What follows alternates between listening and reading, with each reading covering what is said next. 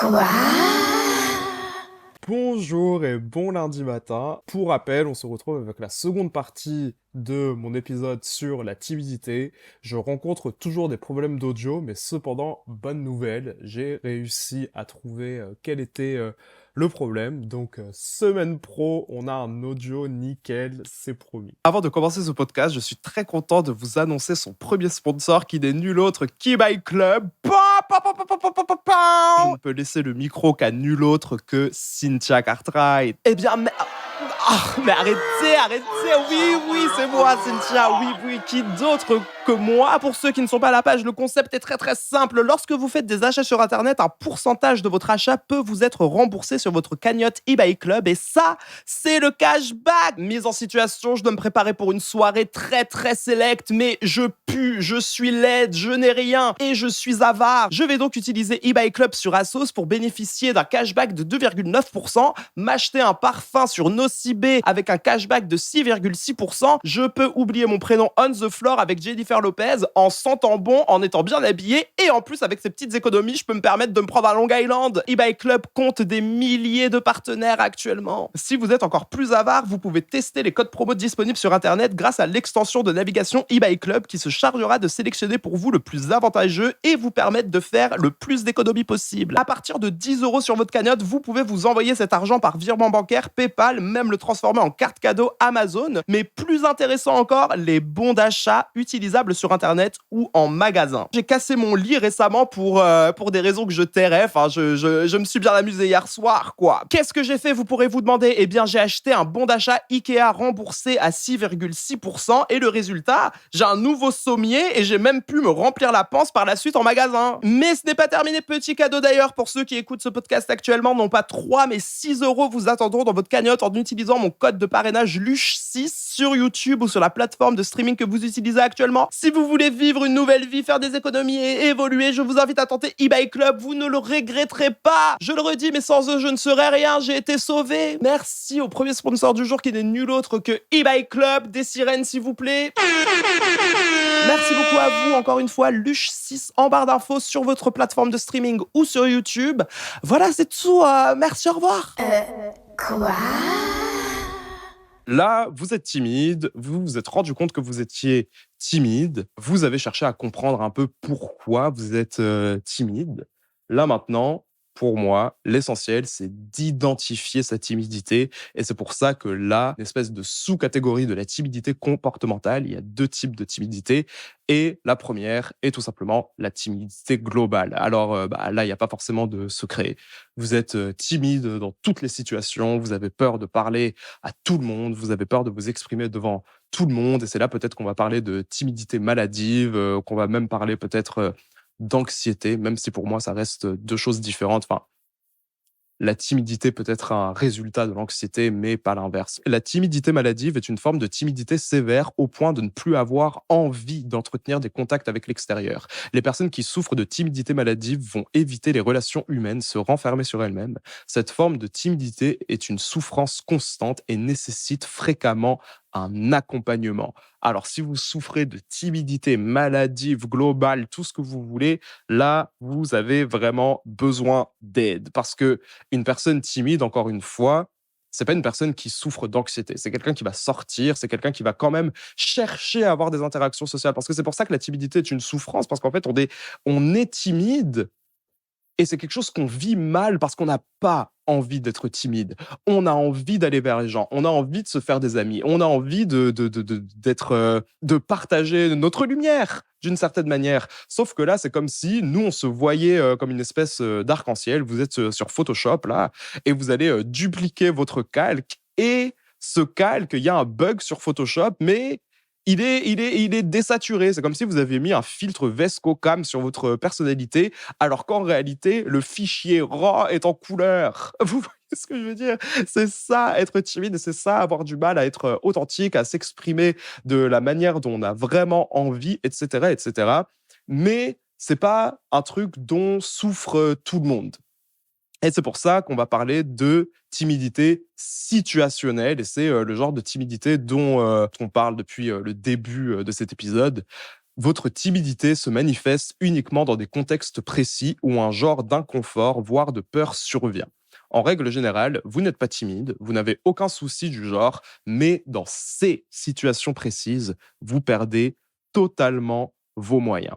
Donc, situation où on est timide, exemple le plus simple pour moi, la prise de parole.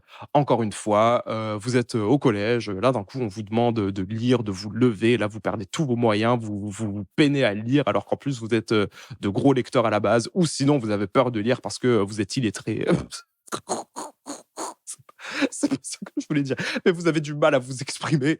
Donc, du coup, vous avez encore plus peur de le faire parce que vous avez peur d'être jugé. Enfin, blablabla. Alors qu'une personne qui sait lire, mais qui a peur de lire, justement, elle va se lever. Tous les yeux vont être braqués sur elle. Et là, d'un coup, vous allez vous dire, mais est-ce que ces gens, ils vont dire, ouais, elle a une voix bizarre. Ouais, ses chaussures. Mais pourquoi ils portent ce genre de chaussures? Enfin, bon, bref, des conneries. Mais cependant, si vous arrivez à vous exprimer en public, ça va toujours être une version édulcorée de la manière dont vous parleriez normalement. Vous allez parler, mais ça va être très, très bas. Vous allez parfois être en caisse, là. On va vous dire par espèce ou par carte. Vous allez répondre en espèces. La personne va vous dire un quoi? Vous allez répéter un quoi? Vous allez répéter un quoi? En carte, s'il vous plaît. Mais c'est parce que vous parlez pas fort de base. Vous avez peur de parler fort. Et là, d'un coup, en plus, tout le monde vous regarde. Mais elle est folle, celle-là.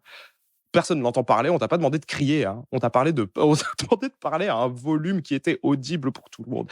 Mais en tout cas, vous allez avoir une petite voix, vous allez bégayer, vous allez vous perdre dans vos mots, vous allez avoir du mal à lire en classe, à avoir un oral, et cetera, et cetera. Et une anecdote qui me vient, c'est encore une fois ces souvenirs d'enfance qu'on traîne avec nous, auxquels on pense très très régulièrement. Après le divorce de mes parents, je rendais visite souvent à ma mère dans le sud, c'est-à-dire quand elle habitait à Aix. Pendant peut-être 10 ans, vous voyez, j'ai vu ma mère peut-être 1 à 2 fois par an, mais on parlait énormément au téléphone. Et cet été-là, ma mère avait remarqué que j'étais extrêmement timide, que j'avais du mal à m'exprimer, et cetera, et cetera. On était sur la terrasse et là, d'un coup, ma mère m'a posé une question et j'ai répondu un peu comme ça. C'était au moment où j'avais commencé à être harcelé, c'était au moment où ma relation, enfin, où mon foyer familial avec mon père et mon frère était devenu vraiment chaotique, blablabla, bla, et donc que j'avais perdu ma lumière, que je m'étais transformé en une personne que je n'étais pas vraiment. Je parlais hyper bas, je me faisais le plus petit possible tout le temps. Et ma mère, elle a commencé à me dire: «Ouais, mais pourquoi est-ce que tu parles aussi bas? Pourquoi est-ce que tu as peur de t'exprimer? Tu es un lion, mais tu te conduis comme si c'était une gazelle qui avait peur, des autres lions, alors qu'en réalité, tu es un lion aussi». Et ma mère, elle m'avait forcé à crier, elle m'avait fait: «Allez, rugis, rugis!» Et j'étais là, je faisais: «Ah! Allez, rugis! Ah! Allez, rugis, je t'ai dit! Ah!» Et c'est trop mignon. C'est un de mes souvenirs préférés. Mais ça, par exemple, c'est un exemple des parents qui remarquent la timidité chez leur enfant et qui font en sorte qu'ils essaient d'arrêter d'être timides. C'était le genre de truc que ma mère faisait. Elle avait aussi remarqué que, par exemple, je faisais toujours des fantômes de sourire au lieu de sourire pour de vrai. J'arrivais pas à sourire avec les dents pour les photos. Ma mère, elle m'avait fait bon, attends, je vais te prendre en photo, vas-y, souris. Elle m'avait montré ma tête et elle avait fait tu crois que tu souris là? C'était quand j'étais dans ma resting bitch face là. Je souriais pas, hein. J'étais là vraiment et l'emoji 2 points barre. Ah! 2 points slash même. Et ma mère, elle m'avait fait: «Allez, vas-y, souris», et j'avais sorti mes dents. Je sais pas si vous voyez Awkward qui passait sur MTV là, mais il y avait Sadie qui souriait. Enfin non, c'était même pas son sourire, c'était sa tête, de vieille meuf, de grosse conne. Sa catchphrase, c'était: «You're welcome», et après elle quittait la pièce et à chaque fois, elle faisait cette tête là, elle faisait c'était comme ça que j'avais souri sur la photo.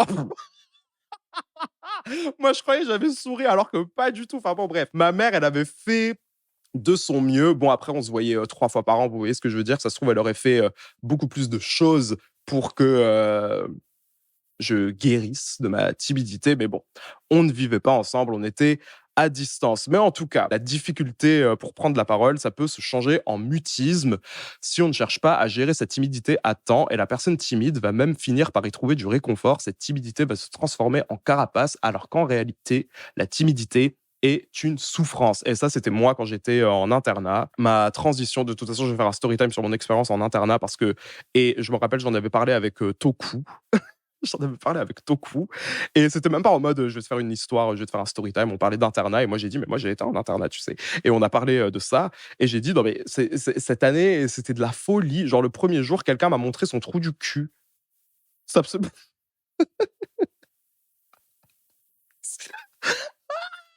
C'est pas une blague, hein. C'est pas une blague. C'était quand j'étais dans un lycée agricole, là.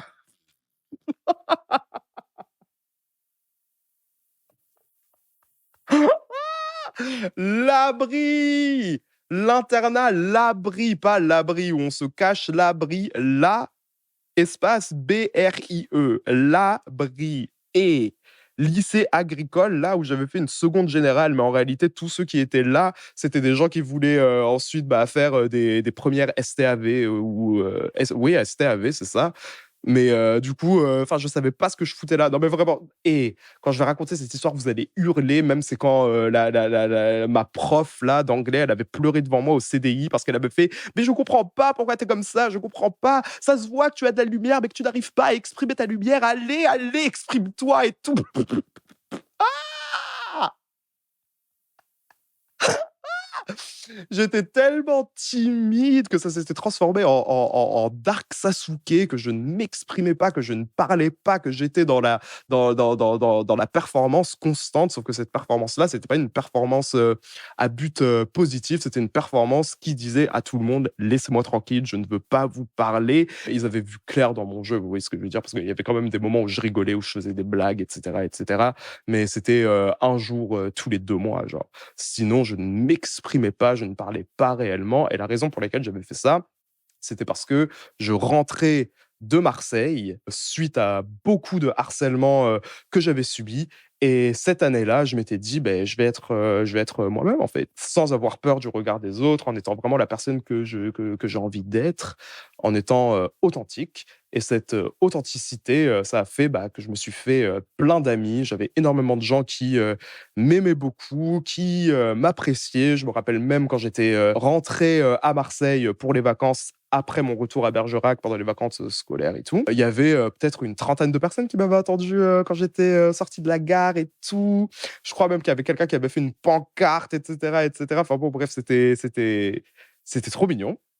Mais alors que j'étais en internat, j'allais rentrer à Bergerac et j'allais retrouver mon foyer chaotique, tous les problèmes que j'avais à Bergerac, mon harcèlement. Et en plus, le pire, c'était que cette année-là, des gens qui m'avaient harcelé étaient de nouveau dans cet établissement scolaire. Et en plus, le pire, c'était que je vous ai dit, hein, bon, je vais pas dire que c'est un établissement de plouc parce que je trouve que c'est un peu classiste, si je puis me permettre. Mais bon, la plupart des gens qui étaient dans ce lycée, c'était pas des lumières, voilà. C'est le seul truc que je vais dire. Et en plus, on était 180.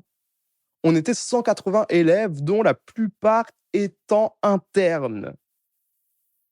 Et là, c'était mon pire cauchemar. Tous les yeux étaient rivés sur moi. J'étais dans la performance constante. Je ne voulais pas qu'on me regarde. Je ne voulais pas qu'on me parle. En gros, ma timidité s'est transformée en carapace, alors qu'en réalité, je souffrais, hein. J'avais envie d'être avenant. J'avais envie d'avoir des amis. J'avais envie de m'ouvrir aux autres. Sauf que j'avais tellement peur d'être de nouveau harcelé, comme j'avais été harcelé par le passé, que ça s'est changé en une espèce de mutisme. J'arrivais pas à m'exprimer, j'arrivais pas à parler.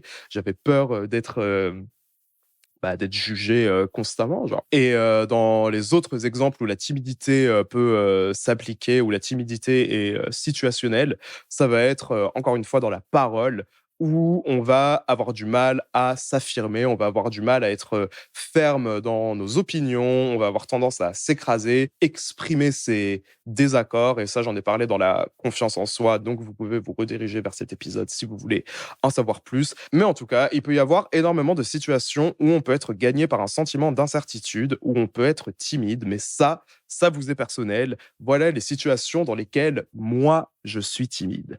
Alors, moi, j'ai été timide pendant hyper longtemps devant les parents, par exemple. Et je me rappelle quand j'avais commencé à faire du son avec Gab, alias Ajar, c'était quand j'allais chez ses parents. Enfin, chez lui. Du coup, je perdais tous mes moyens devant ses parents. J'étais extrêmement timide. J'étais là, oui, bonjour, oui, je m'appelle Luc, bla bla bla bla bla. C'est toujours, enfin, je sais pas pourquoi. Quand je rencontre des parents, j'ai toujours, enfin, si, je sais pourquoi et je vais y venir après, mais c'est toujours devant les parents. Et j'étais tellement timide que Gab, il a commencé à m'appeler Shy Luc. Mais après que je sois sorti de cette timidité. Et parfois, il y a mon moi timide qui revient. Et Gab, il a fait, fais attention, il y a Shy Luc là qui est en train de revenir là. Fais attention. Et du coup, on va parler des situations où je deviens Shy Luc.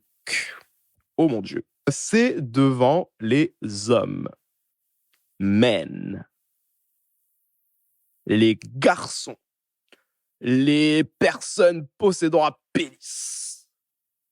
Surtout hétérosexuel ou surtout extrêmement masculin, extrêmement viril. Et la raison pour laquelle j'avais tendance à perdre mes moyens devant ces gens-là, c'est parce que c'était tout simplement un reflet de tout ce que j'avais vécu par le passé, parce que les hommes étaient les personnes qui m'harcelaient le plus. Suite à tout ce harcèlement que j'ai subi, j'ai un peu intériorisé l'idée que les hommes étaient les personnes les plus enclines à me juger et à me rabaisser, devant lesquelles je vais d'ailleurs code switcher le plus ou ne montrer qu'une facette de ma personnalité pour éviter d'être jugé, car je n'ai pas envie d'être jugé, d'être rabaissé par qui je suis, par rapport à qui je suis, car je suis trop flamboyant, trop efféminé, trop machin, trop ci pour ça. Surtout qu'en plus, c'était une époque où j'étais vraiment beaucoup dans la performance et où le côté flamboyant de ma personnalité était exprimé dans un spectre beaucoup plus féminin. Je pense que vous pouvez le remarquer si vous regardez mes anciennes vidéos. J'étais beaucoup plus efféminé, j'étais beaucoup plus maniéré, mais c'était tout simplement un reflet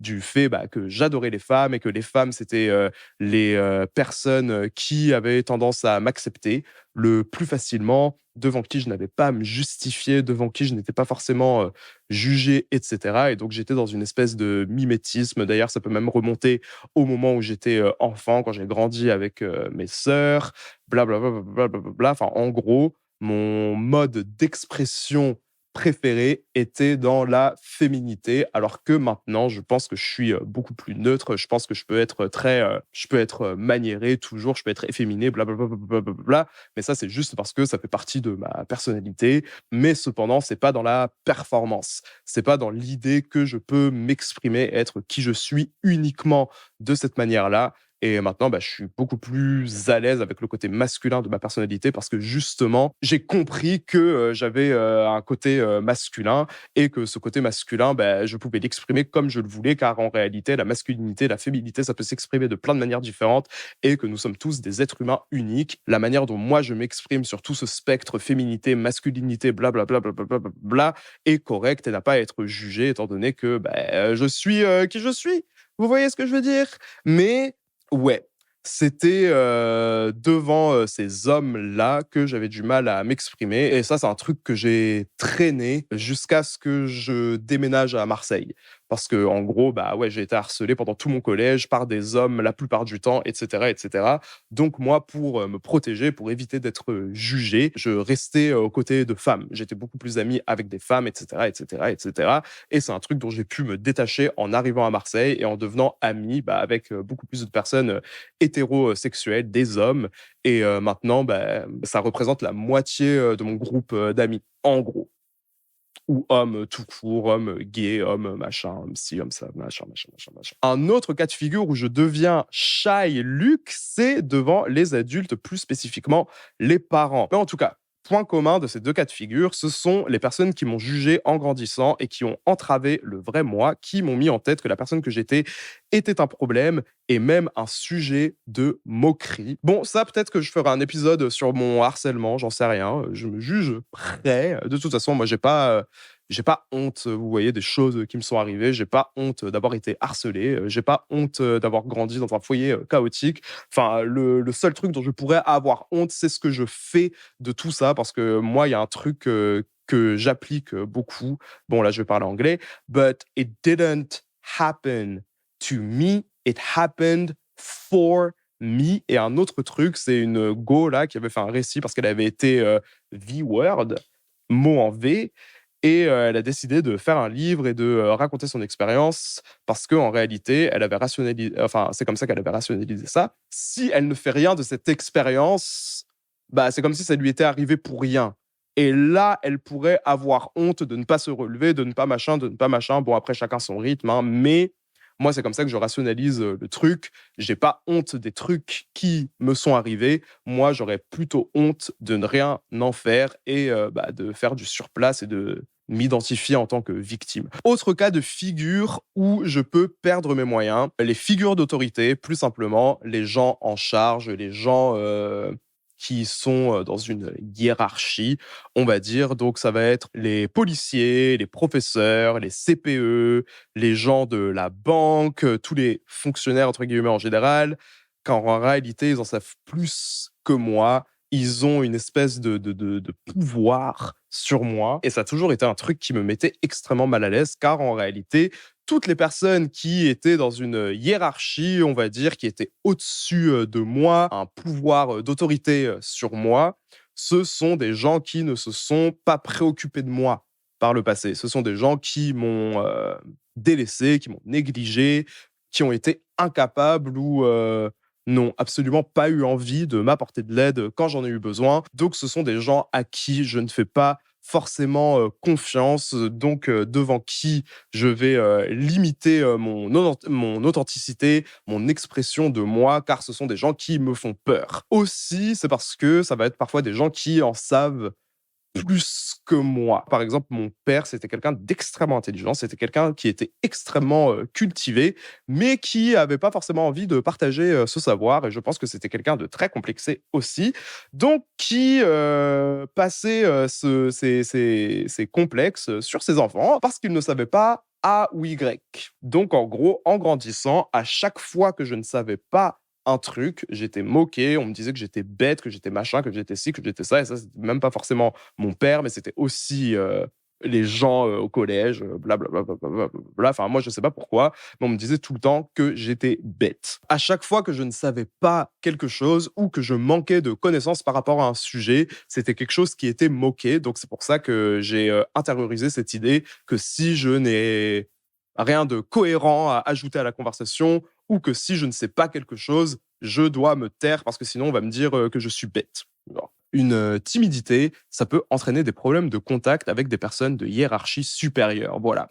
En gros, d'autres cas plus aléatoires où je vais perdre mes moyens, c'est les groupes où je ne connais personne ou peu, à des soirées par exemple, surtout quand je suis sobre. Donc, admettons, il y a une soirée, on va être 50 à cette soirée, moi je vais connaître 5-6 personnes, et là d'un coup, bah, je vais devoir rencontrer plein de gens. Bah, c'est là que je vais être timide, que je vais me limiter dans mon authenticité, que j'ai envie d'être parfait, que j'ai envie d'être cool, d'être stylé, d'être intéressant, d'être machin, d'être ci, d'être ça, et que je vais me mettre la pression. Sauf que souvent, le résultat de ce stress, c'est que bah, je ne vais pas être intéressant, je ne vais pas être marrant, je ne vais pas être machin, parce que en fait, je vais être dans une performance qui va entraver mon authenticité. Les gens vont pas avoir des réactions forcément incroyables, ou sinon, ça va être des réactions édulcorées, on va dire, alors que si j'avais été moi-même depuis le début, en fait, on m'aurait adoré. Genre. Sinon, bizarrement, il y a plein de trucs dans lesquels je ne suis absolument pas timide, et ça, c'est tout ce qui vient de grandir avec mon père. À un moment, j'ai trouvé ça bizarre que des gens n'arrivent pas à téléphoner. J'ai jamais compris pourquoi des gens n'arrivaient pas à téléphoner. À la limite, être timide lorsque vous êtes face aux gens, c'est quelque chose que je peux comprendre, mais téléphoner, enfin, je sais que pour certaines personnes, c'est anxiogène de téléphoner. Enfin, c'est un truc que j'ai jamais vraiment compris parce que justement, vous êtes pas en face de la personne. Vous pouvez limite dire ce que vous voulez et raccrocher à la personne au nez. Si vous voulez, vous pouvez faire des appels en prank. Vous pouvez faire ce que vous voulez. Je me suis penché sur le pourquoi du comment j'étais pas timide au téléphone. Et c'est parce que en fait, mon père m'avait fait une masterclass de téléphonie. Un jour, j'étais malade. J'avais expliqué mes symptômes à mon père qui lui a dit: «Bah, allez, tu vas appeler le docteur et tu vas prendre rendez-vous». Moi, évidemment, j'ai 5 ans, je suis là: «Mais de quoi tu me parles?» genre. J'étais pas allé à l'école, ce jour-là et mon père, il m'avait fait, descendre, il m'avait fait prendre le combiné, il m'avait fait composer le numéro et pile avant ça, il m'avait fait une espèce de master class en mode: «Alors tu vas dire ça, tu vas dire ça, tu vas dire, "Bonjour, je m'appelle Luc, gneu j'ai, ces symptômes-là et j'aimerais prendre rendez-vous chez le docteur, s'il vous plaît». Au début, bah, je bégayais un peu, j'y arrivais pas forcément, blablabla, blablabla, blablabla. Puis finalement, j'ai un peu appris mon texte par cœur et donc j'ai appelé avec ma petite voix, genre, ça devait être marrant pour la secrétaire en vrai. «Bonjour, j'aimerais prendre rendez-vous s'il vous plaît, pour, le docteur, quand avez-vous des disponibilités s'il vous plaît?» Et à partir de là, beh, l'idée de téléphoner, ça a jamais été un problème, pour moi et je pense que c'est aussi parce que, par rapport à mon éducation, enfin, en gros, mon père, avait accordé beaucoup de valeur au fait que je sois, cultivé, que je sois intelligent, que je m'exprime dans un français correct et en plus, j'ai pas toujours été pauvre, hein. J'ai grandi en étant riche d'abord, mais jusqu'à, un certain point. Ensuite, j'ai été pauvre. Mais du coup, avant que je sois pauvre, genre, j'ai évolué dans des cadres un peu, huppés, on va dire. Enfin, j'allais à des soirées, du Nouvel An avec, bah, des vieilles personnes françaises, riches, qui, s'exprimaient, très bien, qui étaient très intelligentes, qui étaient très cultivées. C'est là que j'ai commencé à apprendre à exploiter, de différents registres de langage. En gros, par exemple, je sais que si, je dois me rendre à une soirée, un peu classe et qu'il faut, pas, passer pour un plouc, je sais, très bien, code switcher à ce niveau-là et m'exprimer, très, très bien, paraître très, intelligent, très cultivé, très très Par exemple, c'est dans ce genre de cadre, je vais pas être timide, en fait, parce que c'est un truc, bah, que je connais, que je sais faire, qui ne me fait absolument, pas peur parce que justement mon père, il était très, dans la politesse, on met pas les coudes, sur la table, on se comporte comme si on était, chez la reine, bla. La raison pour laquelle mon père me faisait faire, tout ce genre de choses, c'était parce que justement lorsque je serais, dans des endroits où il fallait être, «classe» entre guillemets, j'allais, bah, beaucoup mieux me débrouiller. Donc ça, c'est un truc qui ne me pose absolument pas problème. J'ai absolument pas de soucis, pour, téléphoner, pour, machin, parce que c'est des trucs où je suis, sûr de moi, en gros. Sinon, je vais pas être timide, lorsque je sais de quoi je parle, c'est-à-dire, mes passions, tout ce qui est la musique, YouTube, la photo, l'écriture, la lecture, bla. Je ne vais pas être timide non plus lorsque je ne suis, pas sobre. Voilà, lorsque je suis, dans une soirée où je suis entouré de plein de gens, mais bon ça je pense que c'est, un truc, commun à beaucoup de monde et c'est aussi, le piège parce que justement lorsqu'on va être sous l'influence de, bah, on ne va plus être timide, on ne va pas avoir peur d'exprimer ses idées, on va pas avoir peur, d'être avenant, surtout qu'en plus il y a une espèce de lien qu'on crée avec tout le monde étant donné qu'on est tous, dans c'est quoi le c'est quoi le contraire de sobriété? Antonyme, gourmand, goulu, alcoolique? Bon, je crois pas qu'il y ait d'antonyme réel. Bon bref, c'est pas grave. Bah, écoutez, je crée un lien avec tout le monde car, tout le monde est comme moi, gourmand, goulu et alcoolique. Enfin bon bref.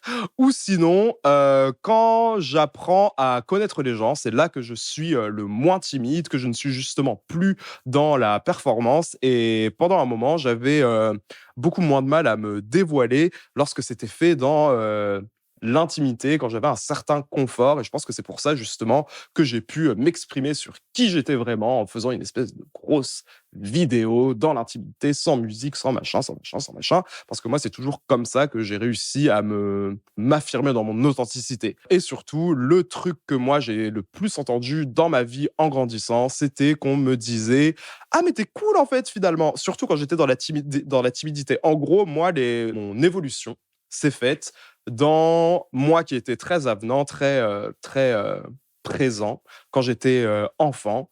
Ensuite, j'ai été extrêmement timide, limite dans le mutisme quand j'étais au collège-lycée.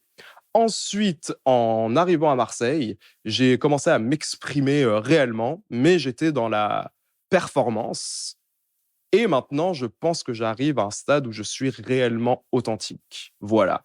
Mais quand j'étais encore dans ma phase de timidité extrême, surtout quand j'étais dans de nouveaux groupes avec des gens que je connaissais pas et cetera, plus je voyais ces gens, plus j'arrivais à me dévoiler et donc le truc que j'entendais très souvent, c'était: «Ah mais t'es cool finalement! Ah mais t'es machin! Ah mais en fait t'es machin! Ah mais en fait t'es machin, t'es machin, t'es machin». Parce qu'en fait les gens autour de moi, ces inconnus dans ces groupes, c'était, créer des images de moi à partir de ce que, je donnais. Donc, si j'étais, timide, si j'étais, froid en apparence et cetera, enfin les gens allaient juste, rester sur ce genre de choses parce qu'encore une fois, c'est malheureux, mais tout le monde ne va pas faire l'effort d'aller plus loin, d'apprendre à vous connaître, de fouiller, de chercher à comprendre le pourquoi du comment, bla bla bla bla bla. Enfin, on est tous des êtres humains en fait et on va pas s'attarder à psychanalyser, des inconnus. Enfin, voilà. Mais en tout cas, c'était un truc qu'on me disait tout le temps: «Ah mais t'es cool finalement, bla bla bla bla bla bla bla bla bla».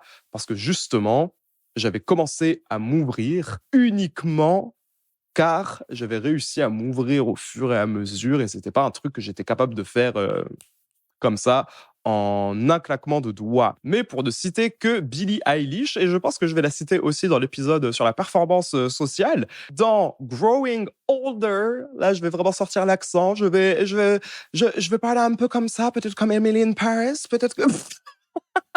je vais vous faire un sponsor où je vais parler comme ça, hein. Je vais faire: «Oui, bonjour, c'est Emily in Paris». Mais en tout cas, Billie Eilish dans Growing Older, elle a dit, et là je vais faire une Tia, je vais vous lire le truc en anglais avec mon meilleur accent, et après je vais vous lire le truc en français. And maybe that's the reason.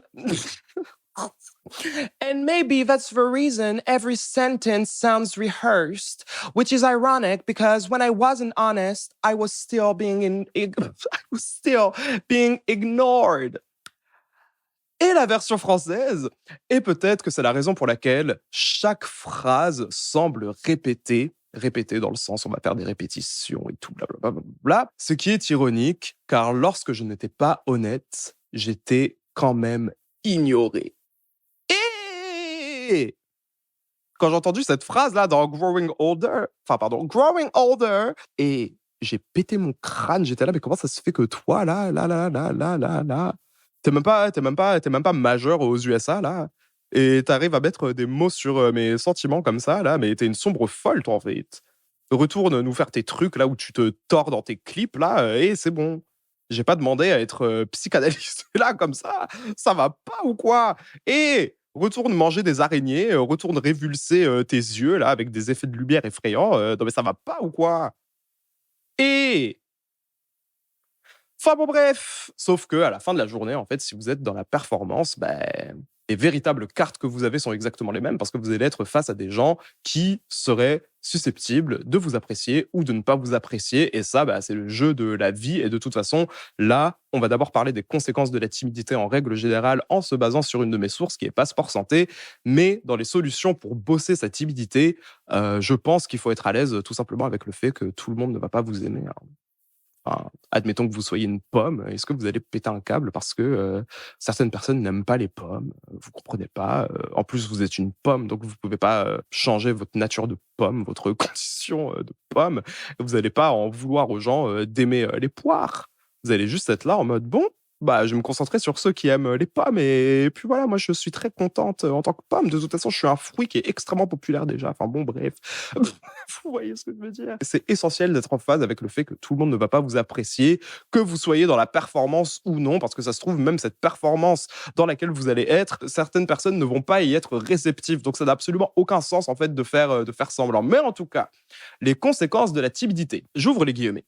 Le fait d'être timide entraîne de nombreuses conséquences, en particulier dans le monde du travail. La timidité va faire subir des échecs sur les plans amoureux, sociaux et professionnels. Mmh. Je pense que la timidité peut, avoir un souci sur le plan amoureux parce que justement, bah, on va toujours être dans la performance et on va jamais réussir à vraiment s'ouvrir, aux gens. On va toujours être dans la limitation de notre expression. Donc, je peux comprendre pourquoi ils ont, écrit ça. On veut faire que la personne va se sentir moins aimée par les autres parce que oui, effectivement, lorsqu'on est timide, bah, justement, on va toujours être dans cet questionnement constant de si les gens nous apprécient, lorsqu'on est nous-mêmes, si les gens nous apprécient lorsque l'on n'est pas nous-mêmes, enfin, et cetera, et cetera, et cetera, entraîne des difficultés à communiquer. Bon, ça, on a capté. Conduire le timide à ne pas faire valoir ses droits, ses convictions et ses opinions. Conduire le timide à ne pas chercher à occuper des postes plus élevés au travail, donc des difficultés à s'affirmer, saisir des opportunités, parce que justement, on va être dans le doute, on va se dire, mais est-ce que je peux réussir? Est-ce que je suis même légitime à saisir cette opportunité? Blablabla. Entraîner des problèmes de contact avec des personnes de hiérarchie supérieure. Donc là, par exemple, j'en sais rien. Moi, des fois, quand j'avais des soucis de type administratif, j'avais du mal à contacter les gens, admettre que j'avais fait une erreur, parce que moi, comme je vous l'ai dit, bah, j'ai tout ce chemin vers l'âge adulte que j'ai fait, c'est seul. Donc moi, j'ai énormément de lacunes en termes de connaissances, que ce soit sociales, administratives. Enfin, littéralement, j'ai appris il y a peu qu'on devait faire des bilans santé une fois par an. Genre, la dernière fois que je suis allé chez le dentiste, c'était il y a 7 ans, genre.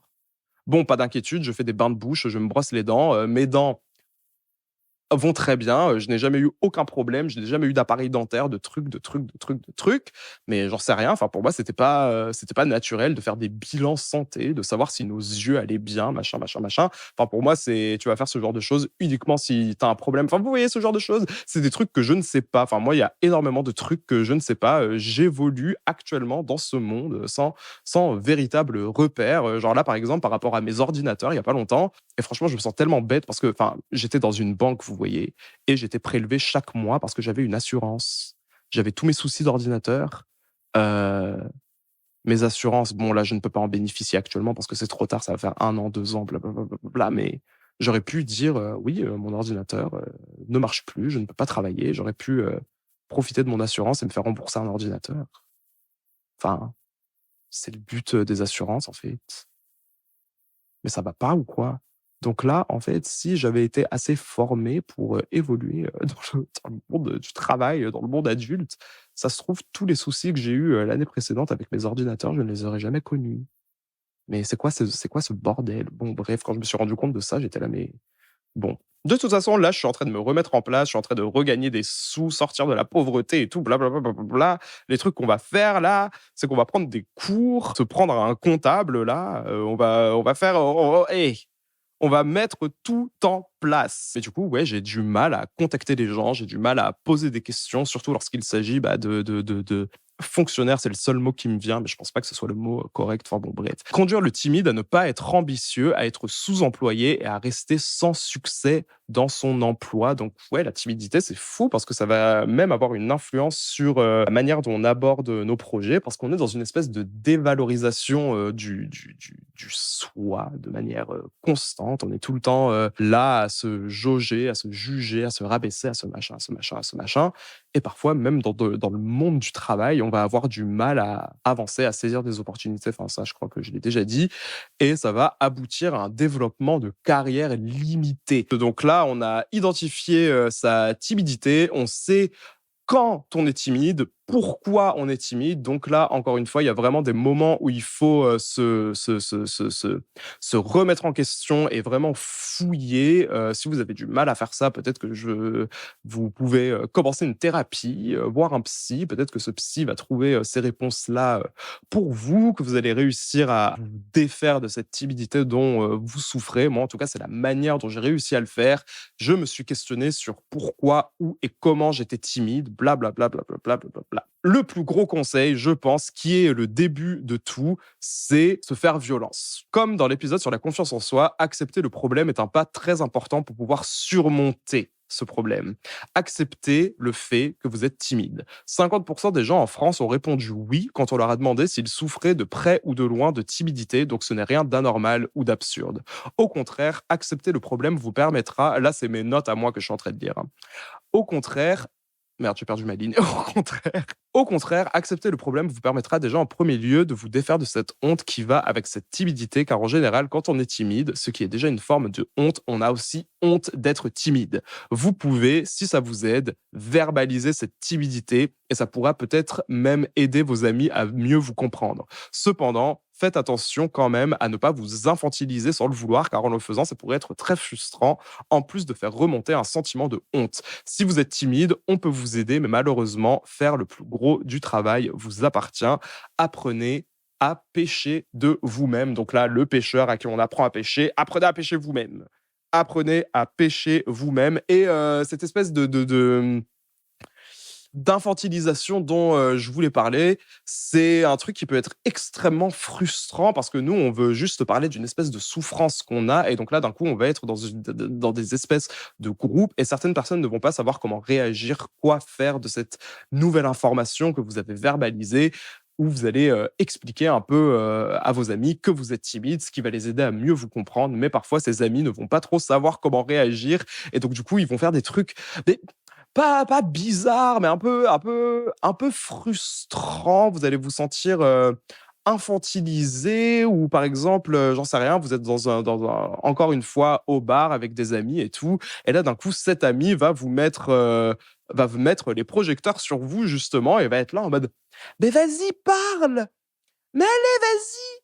Allez, vas-y, parle! Non, mais t'inquiète, wesh! Personne ne va te juger. Tu es dans un safe space. Bon, j'ai jamais vu ce genre de choses se passer, mais je suis persuadé que ça s'est déjà passé. Dites en commentaire si c'est un truc qui vous est déjà arrivé. Mais moi, perso, si ce genre de truc se passe, m'enfouir dans un trou là, ne plus jamais en sortir, c'est trop la honte. Oh, la honte! Et là, j'ai symptômes de la timidité, je commence à avoir des bouffées de chaleur, bla bla bla bla bla et c'est horrible! C'est horrible quand ce genre de truc, peut se passer. Bon, là, j'ai donné un exemple un peu extrême, mais du coup, ces gens-là qui sont, vos amis, qui sont pleins de bonnes intentions, ils vont essayer un peu de vous aider à surmonter cette timidité. Sauf que du coup, ils vont faire des trucs qu'en réalité, vous ne pouvez faire que vous-même et c'est des trucs qui vont vous faire sentir, bête, nul, incapable, bla bla bla bla bla bla.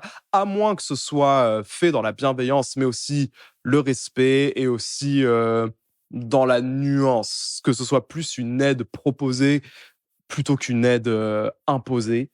Voilà, je pense que c'est, dans ce sens-là que vous allez, réussir à surmonter cette timidité. Mais en tout cas, verbaliser le fait que vous êtes timide, ça va aider vos amis à mieux comprendre vos comportements et parfois, il peut se passer des espèces de trucs ou, j'en sais rien, enfin des espèces de trucs, mignons. Par exemple, si votre ami, capte que là, vous êtes un peu, submergé par tout ce qui se passe, il va vous, donner un petit coup de pied sous la table, il va vous donner un petit coup de coude, il va vous faire un clin d'œil et c'est des trucs qui vont directement vous rassurer et vous dire: «Ah! Je suis entouré de gens qui m'apprécient et qui veulent mon bien, je n'ai pas à paniquer». Enfin bon, voilà. Mais en tout cas, pour arriver à ce point-là, il faut se faire violence et se rendre compte que vous êtes timide, en fait, que c'est une réalité avec laquelle vous devez être en paix. Une fois que vous êtes en paix avec ça, vous choisissez si vous voulez gérer votre timidité. Ça se trouve, c'est un truc qui ne ruine absolument pas votre vie. Mais si jamais vous voulez faire le choix de bosser sur cette timidité pour ensuite finalement en sortir. Et il est essentiel de se faire violence parce que si vous ne vous rendez pas compte qu'il y a un problème, vous n'avez jamais cherché à régler ce problème. Vous allez juste évoluer avec une espèce de brouillard là, devant votre visage. Et c'est compliqué d'évoluer dans le monde lorsqu'on n'a pas de repères, sauf que ces repères, vous allez devoir les créer vous-même. Donc, identifier votre timidité, savoir pourquoi, quand et où vous êtes timide. Enfin bon, bref. Et c'est pour ça qu'il faut identifier les situations qui vous font peur. Même si ça peut sembler bête, il est super important d'identifier le problème de manière précise plutôt que d'avancer à l'aveugle. Ça peut être des situations qui se sont déroulées ou dont la possibilité d'y être confronté vous fait peur. Écrivez-les de manière précise et décortiquez vos ressentis potentiels émotionnel réel. Ça va vous permettre d'être bien plus bienveillant avec vous-même et vous allez pouvoir classer ces peurs par ordre croissant ou décroissant, bon bref, comme vous voulez. Même pouvoir les classer dans des catégories rationnelles et irrationnelles. Écrivez aussi comment vous réagiriez face à ces situations et pourquoi vous réagiriez de cette manière. Alors là, si vous voulez vraiment aller plus loin dans l'identification des raisons de votre timidité, je peux vous inviter à les écrire. Bon, tout le monde n'est pas forcément à l'aise avec le fait d'écrire, mais c'est juste que bah, c'est comme quand vous voulez réviser, réécrire le truc, ça va vous aider bien davantage à intégrer des idées, les espèces de peurs que vous allez répertorier. Ça peut être des peurs réelles, ça peut être des peurs fictives, ça peut être des trucs qui se sont passés en 2017. Vous avez peur que ces choses se reproduisent. Ça peut être des choses fictives, j'en sais rien, être nu devant être nu devant tout le monde, enfin ce genre de truc. Et justement, faire ce genre de choses, déjà, ça va pouvoir mettre des mots sur ce que vous ressentez et les peurs que vous avez pour en plus pouvoir les rationaliser parce que vous allez pouvoir comprendre pourquoi ces choses vous font peur. Pourquoi est-ce que vous avez peur d'être nu devant tout le monde?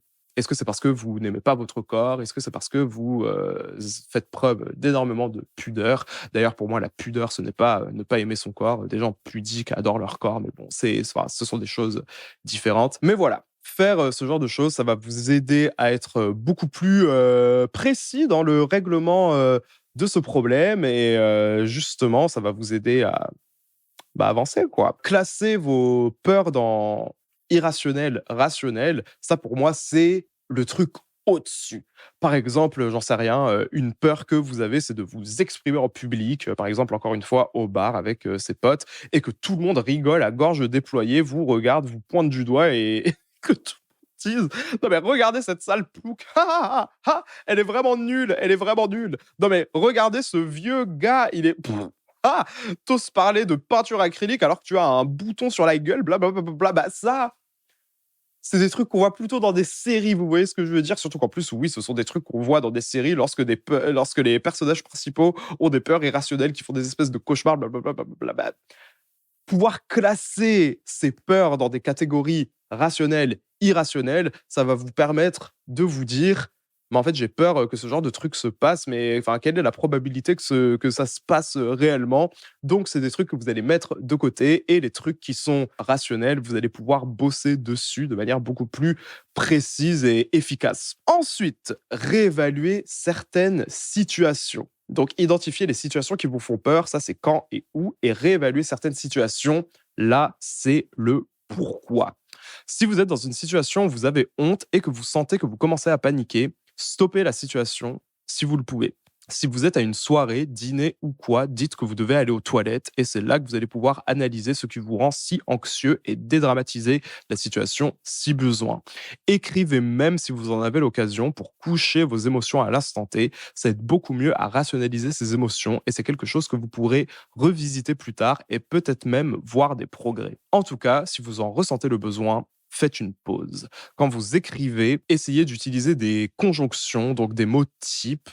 Ça peut être bête dit comme ça, mais des pourquoi, comment, donc, car, que, ça vous aidera à donner plus de logique à vos émotions et vous pourrez les comprendre plus simplement par la suite, même les organiser. Donc encore une fois, peur rationnelle, peur irrationnelle. Mais si jamais vous êtes dans une situation et par exemple, même que vous avez verbalisé à un ami le fait que vous êtes timide, glissez un petit «Ouais, je reviens, je vais aller aux toilettes». Ou sinon, vous dites à votre ami «Ouais, est-ce que tu peux venir? Faut que je te montre un truc. Oh, viens aux toilettes, blablabla». Enfin, j'en sais rien, des conneries.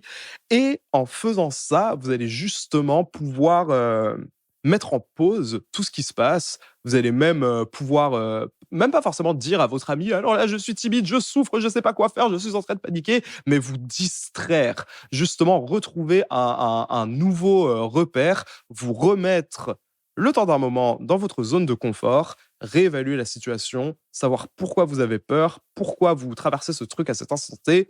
Et même si cette pause que vous allez faire avec votre ami va pas forcément être vous qui allez être là, oh mon Dieu, je souffre, blablabla, blablabla. Ça va être un moment pour vous recentrer, vous rappeler que vous avez des amis qui vous aiment et que voilà, tout va bien. Et aussi, par la suite, vous allez savoir pourquoi vous vous sentez comme ça, blablabla. Enfin, là, en fait, ce que vous faites, c'est créer une fondation sur laquelle vous reposez, parce qu'encore une fois, sortir de votre timidité, ça va être quelque chose qui va prendre du temps. Vous allez devoir verbaliser beaucoup de choses pour qu'ensuite ça devienne de nouveaux automatismes inconscients. Mais au début, ça va prendre du temps, c'est normal, surtout si vous êtes dans la vingtaine, quelque chose. Enfin, vous allez devoir déconstruire votre mode de fonctionnement que vous avez depuis que vous êtes ado, genre. Enfin, c'est long. Et dernièrement, être positif. Je peux le faire. Je n'ai plus de batterie sur mon caméscope. Euh, quoi? Bon, c'est pas l'angle qui me met le plus en valeur, mais bon, on va faire le nécessaire. De toute façon, là, on arrive sur la conclusion de l'épisode. Encore une fois, soyez gentil avec vous-même. Valorisez vos efforts, donnez-vous une petite tape sur l'épaule. Dans un premier temps, je vous conseillerais plutôt, même si c'est tentant, de garder les efforts que vous faites pour vous-même d'abord. Ça vous permettra de vous fier à votre propre jugement plutôt qu'à chaque fois que vous faites un pas, demander alors j'y arrive à un ami. Si vous faites des progrès, surtout si vous êtes très timide, les gens vont le remarquer. Si vous ne vous sentez pas de vaincre cette timidité de suite, après tout, encore une fois, c'est un truc qui prend du temps, vous pouvez déjà l'accepter pour avancer plus facilement dans votre vie. C'est un aspect de votre personnalité qui fait partie de votre starter pack et être en paix avec ça, ça va vous pousser à faire des efforts car vous aurez identifié le problème, mais vous ferez preuve de bien plus de bienveillance envers vous-même. Quand des résultats d'interaction sociale ne seront pas concluants, c'est inutile de vous blâmer, de vous insulter, de dire je suis une merde, enfin de faire un peu une espèce de Dobby d'Harry Potter là et de taper votre tête contre le mur. Mauvais Dobby, mauvais Dobby. Enfin, vous voyez, ce sont pas des choses qui vont vous aider, ça ne va pas vous faire avancer. Limite, ça va vous faire du surplace. Mais en tout cas, si jamais vous avez pris conscience que vous êtes timide et que vous essayez d'arranger le problème, vous allez encore avoir des espèces d'échecs sociaux où vous allez bégayer, paniquer, perdre vos mots, dire des trucs bizarres qui ne vous seront jamais venus à l'esprit à la base. C'est des choses qui vont être normales, mais du coup, il va falloir rationaliser. Et au lieu de voir ces échecs sociaux comme je suis une merde, je suis nul, blablabla, vous allez plutôt vous dire bon, là, j'ai fait ce que je pouvais, j'ai un peu foiré. Mais bon, la dernière fois, hier, quand j'ai parlé à la caissière, j'ai réussi, machin, blablabla. Enfin, ce sont c'est des modes de fonctionnement qui vous seront beaucoup plus bénéfiques si vous commencez à fonctionner comme ça. Au lieu de vous concentrer sur votre timidité et sur vos difficultés sociales, concentrez-vous sur les choses positives que vous apportez aux autres. Votre timidité, ce n'est pas qui vous êtes, mais à l'inverse, votre difficulté à montrer qui vous êtes. Et c'est pour cette raison que vos amis vous considèrent, pas la manière dont vous vous montrez. Là, je pense que on arrive vraiment à toucher le problème, on arrive vraiment à s'emparer du truc, le tenir dans nos mains. On a réussi à solidifier notre timidité d'une certaine manière. On arrive à la tenir dans le creux de notre main. Être timide, ce n'est pas un reflet de qui vous êtes, c'est le reflet que vous montrez. Vous voyez, oui, c'est un aspect de votre personnalité, c'est quelque chose qui vous définit d'une certaine manière, mais en réalité, être timide, c'est savoir se montrer d'une certaine manière. Alors qu'en réalité, encore une fois, si votre timidité, c'est une souffrance, en réalité, le problème, ce n'est pas qui vous êtes, mais la manière dont vous arrivez à montrer qui vous êtes. Et c'est pour ça que pour ce dernier conseil, qui est le conseil que j'ai gardé à l'épisode précédent, bon là du coup il y a 2 épisodes, conduisez-vous comme si n'importe quel étranger voulait votre bien. Et là, je base cet argument sur une vidéo de Damon Dominic qui faisait des espèces de Red Wine Talks où il invitait des gens. L'épisode en question, c'est Art School, Not Giving a Fuck, Thinking People Don't Like You, avec une fille qui s'appelle The Purple Palace, que je connais pas, hein, que je connais pas. Et aussi, vous pouvez retrouver ce conseil dans une vidéo que j'ai faite qui s'appelle 4 conseils qui vont, entre parenthèses, j'espère, changer votre vie. Les liens seront en barre d'infos. Vous pourriez vous dire que c'est naïf et totalement utopique de ma part, mais le but n'est pas de changer son mode de pensée, mais plutôt son mode d'action. Au lieu d'être dans la peur du jugement lorsque vous rencontrez de nouvelles personnes, tentez à l'inverse de recréer une atmosphère dans laquelle vous êtes à l'aise à 100% et vous-même. Questionnez-vous donc sur vos relations actuelles ou passées. Et c'est un bon point car ça va vous faire voir vos relations, encore une fois, sous un nouvel œil plus positif et plus bienveillant. Et c'est pour ça que j'ai parlé de vous questionner sur ce que vous apportez à vos amis. Pourquoi est-ce que vous avez des amis malgré votre timidité qui ruine votre vie et qui fait de vous une grosse merde de kleps là? Pourquoi est-ce que vous avez des amis? Et au début, surtout si vous avez vraiment des soucis avec votre estime de vous-même, vous allez pas, enfin, vous allez peiner à réussir à faire ce genre de choses. Sauf que, au fur et à mesure, vous allez vous rendre compte que votre timidité, c'est pas un problème et que vos amis sont en réalité amis avec vous et pas avec cette version de vous-même qui est timide.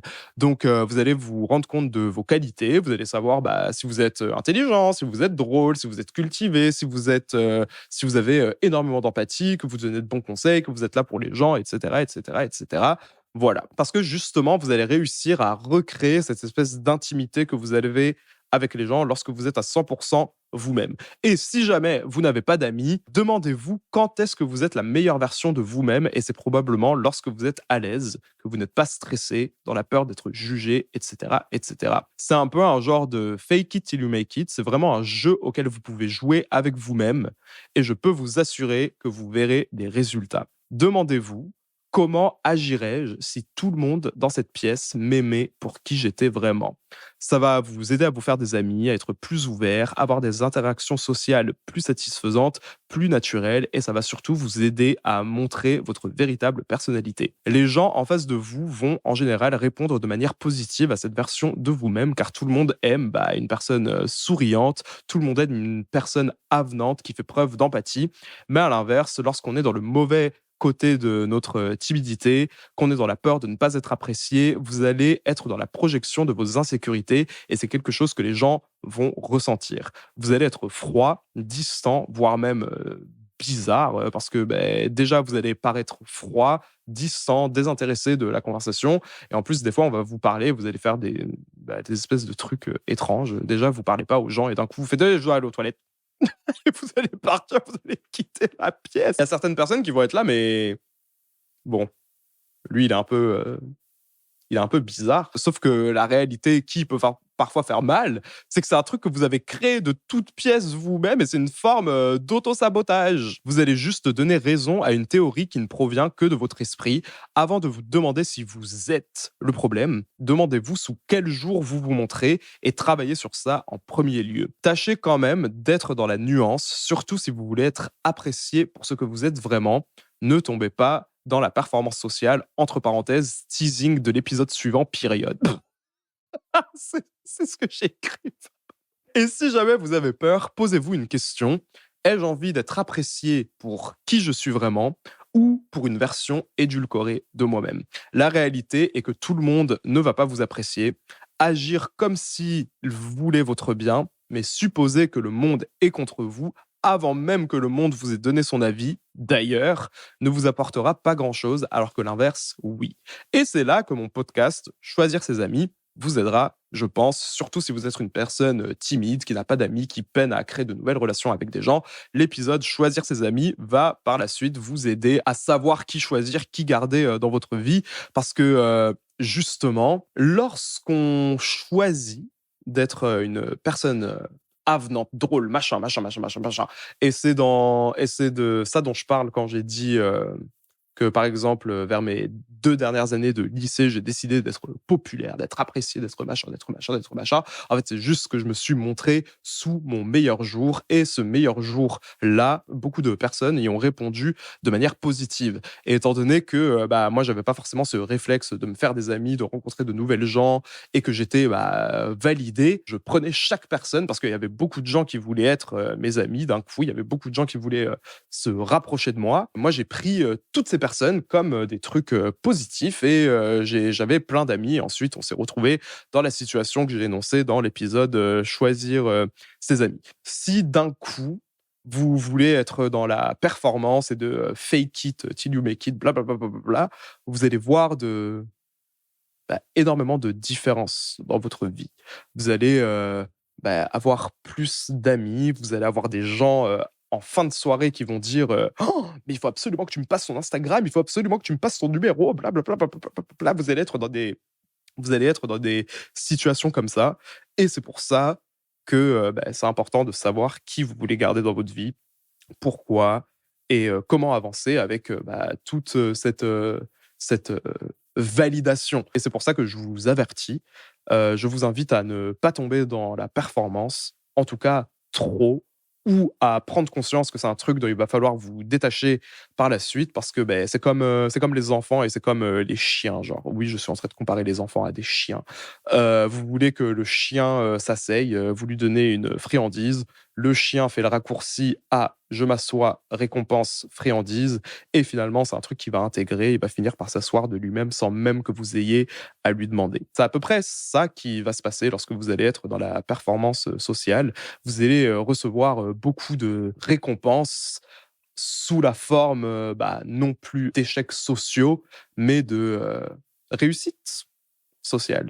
Là, d'un coup, beaucoup de gens vont s'intéresser à vous parce que d'un coup, vous allez vous rendre intéressant, que vous soyez intéressant ou non, vous allez avoir l'air d'être une personne intéressante parce que vous allez vous conduire comme une personne intéressante. Et encore une fois, les gens répondent à l'énergie qu'on leur donne. Les gens vont vouloir avoir votre numéro de téléphone, sortir avec vous, faire du shopping, faire machin, vouloir être dans votre compagnie, s'intéresser à ce que vous faites, vouloir savoir qui vous êtes, d'où vous venez, vous poser des questions, blablabla, blablabla, blablabla. Et si vous êtes des personnes timides de base, ça va être quelque chose de nouveau et peut-être que vous n'allez pas trop savoir où donner de la tête et vous allez répondre et vous allez dire oui à toutes ces valorisations, toutes ces réussites sociales. Mais en tout cas, c'est hyper important au milieu de tous ces trucs, d'arriver à être vous-même. Parce qu'en réalité, c'est ça le plus gros obstacle auquel on fait face quand on est timide. On a du mal à être soi-même. Parce qu'en fait, c'est ça le problème. L'une des manières dont j'ai pu surmonter tout ça, c'est que une fois, j'étais en soirée. Et évidemment, j'ai bu, j'étais éméché, j'avais mes fûts, pour ne pas dire le vrai mot, pour éviter d'être démonétisé là. J'avais mes fûts, j'étais de bonne humeur, j'étais avenant, j'étais avec des amis. Il y avait pas forcément énormément de gens que je connaissais pas, mais il y avait aussi des gens qui faisaient partie de mon groupe d'amis dont j'étais pas forcément très proche à la base. Et vu que j'étais à l'aise, que j'étais moi-même, j'étais récompensé de tous ces comportements. Et c'est là justement que parfois il y a certaines personnes qui ont changé. Enfin non, c'est moi qui ai fait en sorte qu'ils changent la perception qu'ils avaient de moi, que je le veuille ou non, hein. J'étais validé, mais par rapport à qui j'étais. À partir de là, j'ai commencé à me comporter, ouais, comme si les gens m'aimaient bien, comme si tout le monde m'aimait, comme si personne ne me jugeait, comme si tout le monde était là pour moi, comme si tout le monde avait mon meilleur intérêt en tête. Et là, il n'est pas question d'être naïf et de croire que tout le monde est gentil, que tout le monde est incroyable, que tout le monde est machin, que tout le monde est ça. Vous savez, le monde est méchant, les gens sont horribles, blablabla, blablabla, blablabla, blablabla. Et là n'est pas le souci, c'est pas un truc qu'il faut oublier. Ça signifie pas qu'il faut avancer dans le monde avec de grands yeux et être là. Oh, tout le monde m'aime, tout le monde m'aime, tout le monde m'adore. Merci beaucoup, merci beaucoup. You like me, you really, really like me. Non, c'est pas.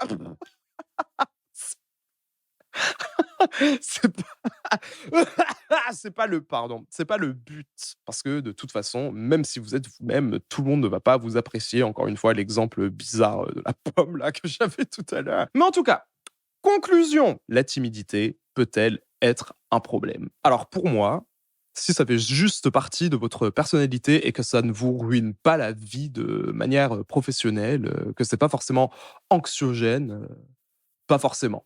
Si vous avez une espèce de, j'en sais rien, de petite boule au ventre, quand un serveur, va venir vous voir, pour vous demander votre truc et que vous bégayez un peu, mais cependant que vous arrivez quand même à commander, que vous allez, boire votre café, ensuite que vous allez, rentrer chez vous, ou quoi.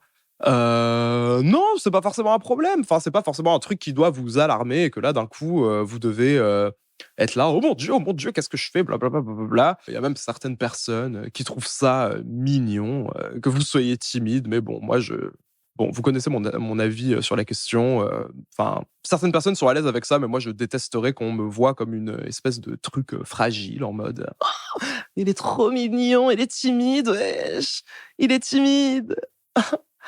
À chaque fois que je le touche, il dit: «Yamete kudasai», genre, enfin, vous voyez? Moi, enfin, ça, c'est à vous, de voir, par rapport à la perception que vous avez de vous-même, les trucs avec lesquels vous êtes à l'aise, bla. Si jamais vous rationalisez le truc de cette manière-là, c'est probablement car c'est un problème mineur dans votre vie. Je peux vous souhaiter, dans ce cas-là, seulement d'avoir des relations saines avec des gens qui ne profitent pas de votre gentillesse, référence à être trop gentil, et que les gens ne vous marchent pas dessus. C'est le seul danger réel de votre timidité, mais sinon, bon, beh, affaire classée. À moins que votre timidité ne ruine votre vie, vous empêche de créer des relations, d'avancer dans le monde du travail, de machin, de machin, de machin, de machin, vous devez vous pencher dessus. Mais sinon, si vous êtes entouré par des gens qui vous aiment, qui savent que vous êtes timide, qui savent prendre des pincettes avec vous, qui sont très gentils, qui ne profitent pas de votre gentillesse, qui savent quand vous êtes dans la people pleaserie, enfin ce genre de choses, bon, c'est pas grave. Mais la timidité peut-elle être positive? Et c'est un truc, qui, je pense, va vous aider et dont vous allez vous rendre compte une fois que vous aurez fait tout le chemin nécessaire pour sortir de votre timidité. Parce que, lorsqu'on est timide, on intègre un peu des comportements, des automatismes. Enfin, c'est des trucs, on va avoir du mal à s'en détacher, vous voyez ce que je veux dire? Enfin, j'en sais rien, on a toujours eu l'habitude de manger des légumes, on ne mange pas, de légumes, on a appris à manger de la viande, on apprécie la viande, et cetera. Mais quand même, au fond de nous, beh, on adore les légumes, donc on va continuer à manger, des légumes, mais ça n'empêche pas qu'on arrive à manger de la viande de temps en temps, mais quand même, une espèce d'automatisme qu'on va avoir, c'est se diriger vers les légumes. Donc d'une certaine manière, oui, je pense, car ça signifie que votre amitié aura plus de valeur pour les gens. Si vous êtes le genre de personne qui peine à s'ouvrir, c'est quelque chose que les gens remarqueront et à laquelle ils accorderont de l'importance s'ils ont la chance de pouvoir être votre ami. Voilà, vous êtes quelqu'un qui ne donne pas son amitié, son temps à qui veut l'entendre, parce que vous êtes timide, parce que vous avez peur d'être déçu, parce que machin, enfin pour n'importe quelle raison. Et là, d'un coup, cette personne que vous avez choisie va être acceptée dans votre vie. Bah, en règle générale, c'est un truc que les gens vont remarquer et qui vont apprécier. Bon, c'est parce que un truc que tout le monde va faire. Il y a certaines personnes qui se questionnent pas sur ce genre de choses, qui ont pas du tout ce genre d'empathie, donc ça a absolument aucune importance pour eux. Mais c'est quand même un cas de figure qui peut se présenter. Aussi, vous êtes très observateur et c'est une qualité. Vous ne vous affichez pas quand vous ne savez pas de quoi vous parlez. Moi, j'ai personnellement accepté le fait que je ne pouvais pas être un érudit, que ce n'était pas quelque chose qui m'intéressait, donc je n'ai pas honte de ne pas connaître quoi que ce soit. Vous réfléchissez avant de parler, vous jaugez les gens avant de juger si oui ou non il serait judicieux de leur ouvrir la porte dans votre vie, et ça signifie que vous pouvez être probablement capable de lire les gens plus facilement que la norme. Ça ne vous donnera pas une image de people pleaser, et encore une fois, si on est dans une rom-com, ça pourrait accentuer votre côté énigmatique, mystérieux, Dark Sasuke, etc. Tâchez juste de faire en sorte de garder les qualités de votre timidité et de vous séparer de toute l'anxiété qui va avec. Vous avez une grande sensibilité, utilisez ça à votre avantage. Et par rapport au fait, d'observer les gens, de jauger les gens avant de parler, avant de s'exprimer, c'est un truc, qu'un influenceur m'avait dit lorsqu'on était, à Paris. Et en gros, bon, c'est un influenceur qui fait partie d'un groupe très coté d'influenceurs, des millions d'abonnés et tout, blablabla, beaucoup de dieux qui sont sur eux. Donc en gros, ils sont dans une espèce de protection constante parce qu'il y a beaucoup de gens qui vont s'approcher d'eux dans le but d'avoir de la fame, de gagner des abonnés, de gagner en capital social, on va dire. Donc ça fait qu'ils sont très sélects dans les gens qu'ils acceptent dans leur groupe. Moi, c'était au moment où j'arrivais on the scene, que je connaissais pas forcément beaucoup de gens, et tous ces influenceurs qui sont très cotés ne savaient pas qui j'étais, et même si je pouvais avoir l'air sympa, certains se sont questionnés sur mes intentions, sur si je cherchais à me rapprocher d'eux parce que je les aimais bien ou parce que c'était des gens que je voulais avoir dans ma vie, en gros, avec qui je voulais construire des relations, etc., etc. Un jour, j'étais à une soirée, c'était d'ailleurs ma soirée d'Halloween à Paris. Cet influenceur, qui en plus lui-même est plutôt timide, plutôt réservé, blablabla, on a beaucoup connecté sur ça. Et à un moment, on s'était mis sur le côté à l'extérieur, on avait fumé une clope et tout. Il m'avait dit qu'ils avaient parlé de moi dans ce groupe, de savoir si j'étais pur dans mes intentions. Il parlait pas mal de moi, hein. Il parlait pas mal de moi, c'était juste des questions comme ça normales qui se posaient. Et cet influenceur a pris ma défense d'une certaine manière et il m'a dit mot pour mot, I know that she's a good bitch. Et la raison pour laquelle il a dit ça, c'est parce qu'il a mentionné un autre moment où on s'était rencontrés à un event et qu'il y avait plein de youtubeurs hyper cotés qui étaient en train de parler. Et il y avait à côté plein de micros influenceurs qui essayaient, enfin, qui faisaient tout pour accaparer leur attention, pour être là en mode «Ah, non, mais comment tu vas et tout, bah, je t'aime trop, ma vie, wesh, blablabla.» Et moi, j'étais un peu sur le côté. Mais pas parce que j'étais timide, parce que je suis très observateur, et quand j'arrive dans un nouvel environnement où je ne connais pas les gens, j'ai envie de dépenser mon énergie intelligemment. Donc je vais regarder qui est qui, un peu analyser les dynamiques entre tout le monde, un peu créer mon espèce de base de données personnelle quant à cette situation dans laquelle je suis actuellement. Et c'est un truc que cet influenceur-là a remarqué parce que justement, ouais, j'étais très dans l'observation et que je cherchais pas à me mélanger avec tout le monde. Donc que j'avais une grande sensibilité et que ça prouvait que mon cœur était pur, en gros. Enfin voilà, c'est un exemple auquel j'ai pensé, c'est un exemple auquel je pense souvent, parce que c'est un truc qu'on m'a jamais dit, ou que beaucoup de gens n'ont jamais remarqué, que j'étais très observateur. La raison pour laquelle cette personne a remarqué cet aspect-là de ma personnalité, c'est probablement parce que il est pareil. Mais voilà, c'est une qualité, ça fait que vous n'allez pas avancer aveuglément dans le monde, vous rapprocher de gens alors que ça sert à rien là. Enfin voilà, pour ceux qui ne sont pas timides et qui ont écouté l'épisode jusqu'ici. Ah, oh! Oh mon Dieu! Bon, bref. Si vous êtes arrivé à la fin de cet épisode et que vous avez des amis timides, que vous savez qu'ils sont timides et que vous savez pas trop quoi faire pour les aider, les aiguiller, j'ai écrit un petit truc. Aider une personne lorsque vous remarquez qu'elle est timide. 1. La validation, les compliments, les louanges. Étant donné que les personnes timides ont souvent peur d'être jugées, il faut les rassurer quant au fait que ce soit des personnes normales et que leur individualité n'est pas un problème. S'il faut une blague qui est marrante, souligner le fait qu'ils sont drôles, de même s'ils disent un truc intelligent ou pertinent, louer leur individualité pourra au fil du temps les rassurer et les aider à s'affirmer, car ils se rendront compte qu'ils ne sont pas un problème. Voilà. Donc, je vous invite pas forcément à être là en mode non, mais t'as pas à être timide, t'as pas à être machin, t'as pas à être machin. Enfin, faire l'exemple horrible là que j'ai énoncé tout à l'heure, mais plutôt à souligner leurs qualités, leur donner des espèces de récompenses, des petits jetons. Ah, t'as dit une blague? Pff.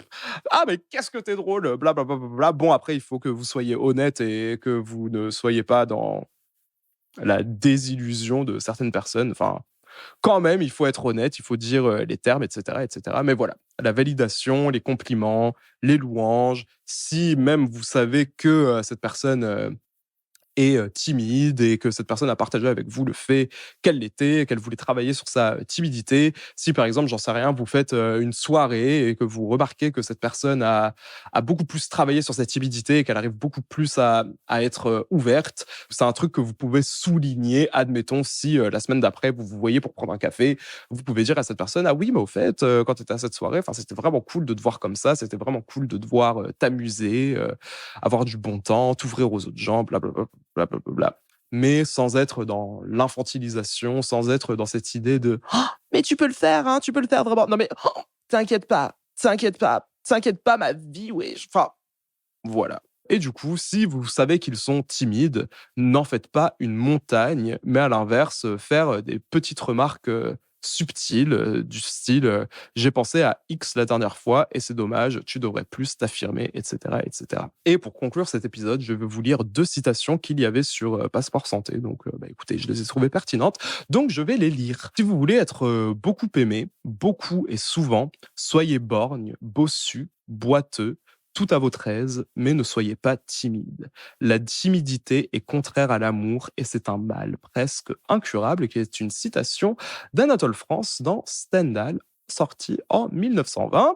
Voilà, et la seconde citation, c'est la timidité tient plus de l'amour-propre que de la modestie. Le timide connaît son endroit faible et craint de le laisser apercevoir. Un sot n'est jamais timide.